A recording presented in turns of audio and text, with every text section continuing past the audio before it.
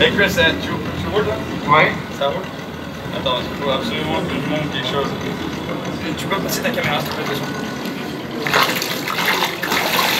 Est-ce qu'elle est ça roule? Ouais, t'as pas... Ok, ça roule. Ouais. Et il faut que je montre à nos... à nos téléspectateurs les conditions de travail dans le bateau. C'est énorme. Alors les gars, je vous présente Chris. Attends, parce que t'as mis Chris, ici le DOP, c'est-à-dire le caméraman principal, et nous avons Jesse, ici les copains qui est coq. Parce que c'est vraiment n'importe quoi dans ce bateau qui fuit. On pêche littéralement à partir d'un arbre. Un arbre entier au milieu de l'Afrique centrale. On est au milieu de nulle part. On a un moteur 100% fiable, bien équilibré.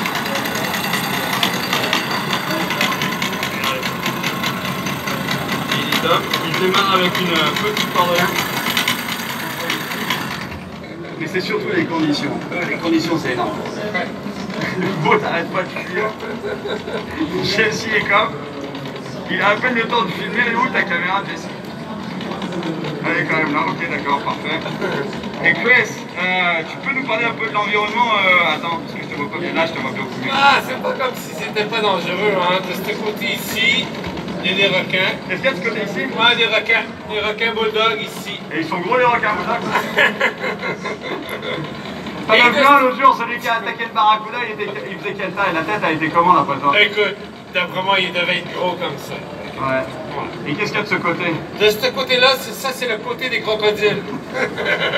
Et les crocodiles ici, ils sont gigantesques. C'est les crocodiles du Nil. Du Nil. Les gens qui me regardent à la télévision, ils pensent que il n'y a que moi qui suis dans des conditions de misère en train d'essayer de prendre mon poisson, mais je voulais vous présenter l'équipe quand même. Méchant.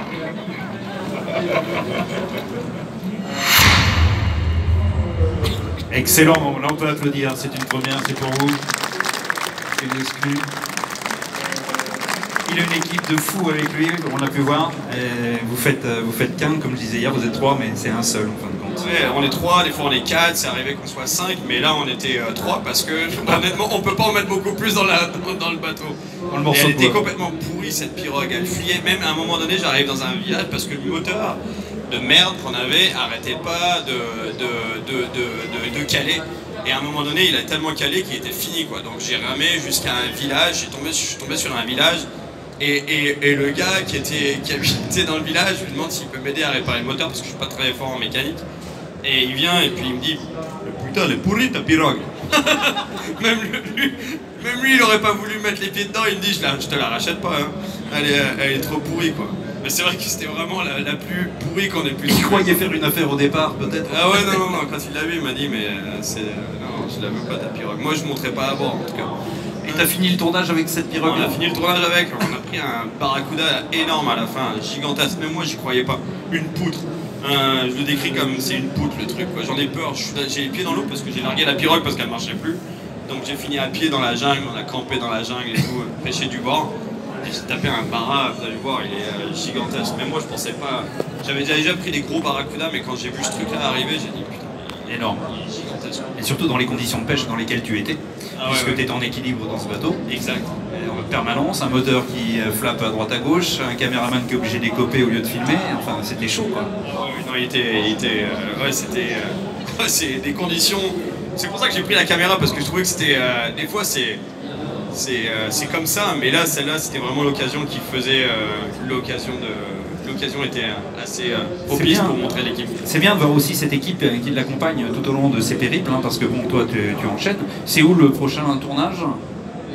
Le prochain tournage est à Tahiti. Cette semaine, pas à Tahiti, enfin c'est considéré comme Tahiti, c'est dans les Tuamotu, Whakarava. D'accord. Dans les atolls plus au loin, plus loin que Papeete en fait. Tu connais? T'as déjà pêché?